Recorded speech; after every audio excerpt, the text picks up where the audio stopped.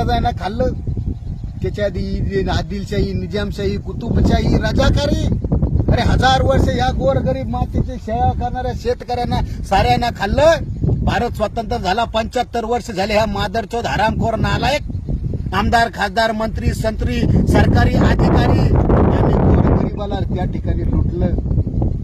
मला सवाल आहे, या महाराष्ट्राचे मुख्यमंत्री शिंदे बिंदे आणि या देशाचा पंतप्रधान नरेंद्र मोदी 8000 कोटीचं विमान घेऊन पळतो, 50-50 लाखाच्या घड्याळी वापरतो. लाज कशी वाटत नाही?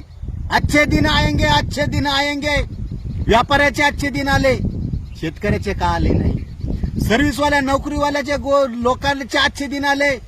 अरे एक साधा तलाठी 18,000 रुपये पगाराच्या तलाठीचे 2-2 कोटीचे घर आणि 2-2 50-50 लाखाच्या गाड्या कुठून येते या?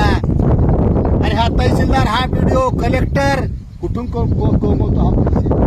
साध्या गावामध्ये येणाऱ्या ग्रामसेवक त्याच्याकडे 50-50 कोटीची इस्टेट येते कुठून?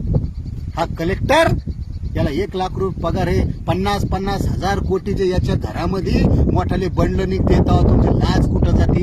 हरामखोर नालायका हो. आमच्या गोरगरीब शेतकऱ्याच्या पोरांच्या मतदार नावावर निवडून येणाऱ्या नालायक आमदारा, खासदाराला मला एवढंच सांगायचंय, बेटा हो, आम्ही रात्रंदिवस शेताची सेवा करतो, या काळ्या मातीची सेवा करतो. आणि आमचा बाप, आमचा पोरगा देशावर, देशाच्या सीमेवर स्वतःच्या प्राणाची आहुती देतो. तुम्हाला लाज कशी वाटत नाही? हरामखोर भाड्या हो. आमच्या मतदानावर तुमच्या लेकरा, तुमच्या बायकाला, पोराला साड्या घेऊन 5-5 कोटीची गाडी घेता आणि आम्हाला शेतकऱ्याला कर्ज काढायचं 2 महिने सातबारे घेऊन उभा करताल. तुम्हाला लाज कशी वाटत नाही? इंग्रजाच्या पोटच्या हो. अरे इंग्रज बरे, ते निजाम बरे, अरे ते औरंगजेब बरा, ते इंग्रजांना रेल्वे काढली. अरे तुमचे पोल 2 वर्षामध्ये खसावून जाते. तुमचा रोड कधी इंजिनियर खातो, कधी मंत्री खातो, कधी तहसीलदार खातो, कलेक्टर खातो. अरे भाड्या हो, स्वतःच्या मायची लाज वाटू द्या. ज्या 7 लाख क्रांतीवरील स्वतःच्या प्राण्याची आहुती या भारत मातेला, महाराष्ट्राला, या मराठवाड्याला स्वतःचा रक्ताचा सडा वाहून या भारत मातेचं स्वातंत्र्य अबाधित केलं. लाज धरा. भगतसिंग 23 वर्षे फासावर गेला. कशासाठी? यासाठी. हरामखोरा हो, नालायक. आणि 1 कोटी, अरे 1% लोकांकडे 70% इस्टेट आली कुठून? अति श्रीमंत श्रीमंत होतोय, गरीब गरीब होतोय. मी सरकारला एकच सांगतो, आज मराठा आरक्षणा संदर्भात तुमच्या पायाखालची मातूस सरकली.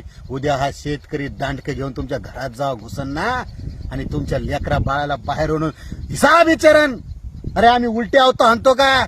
आमचं कर्ज फिटायला तयार नाही, आम्हाला 4x4ची खोली बांधायला पैसा उरत नाही. अरे शेतकऱ्याच्या पोराकडे 10 रुपये तंबाखूचा पैसे घ्यायला राहत नाही.